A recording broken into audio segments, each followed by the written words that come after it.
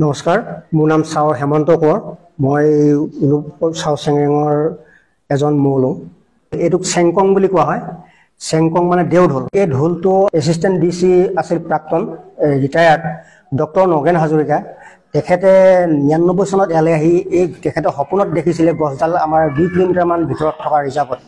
সপোনত দেখা গছডাল তেওঁ আমাৰ গাঁৱৰ ৰাইজৰ লগত গৈ হাবিত গৈ গছডাল পালে আৰু তাৰে এপিচ কাটি টানি দুটা হাতেৰে টানি আনিছিল। ইয়াত মানে কোনো বাকলি ছাগলী নাছিল, অকল হাৰ্ডিটো আছিল আৰু মাজত অলপ ধুন্দা আছিল। ইয়াত অনাৰ পাছত 1 বছৰ এই দুজন মানুহে এইটো খুলনি কৰিলে। খুলি 2001 চনত সম্পূৰ্ণ চৰণি টানি কৰি ৰেডি হ'ল আৰু 2001 চনৰ 5 মাৰ্চত ইয়াক শুভ উদ্বোধন কৰা হয়। আৰু সেই দিনাখনৰ পৰা প্ৰতি বছৰে 5 মাহত 5 মাৰ্চৰ দিনাখন ইয়াৰ জন্মবাৰ্ষিকী উদযাপন কৰা হয়।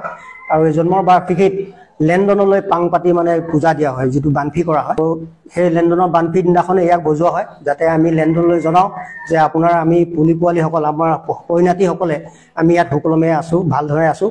তেখেতৰ পৰা আশীষ বিচাৰি আমি এই ঢোল বজোৱা হয়।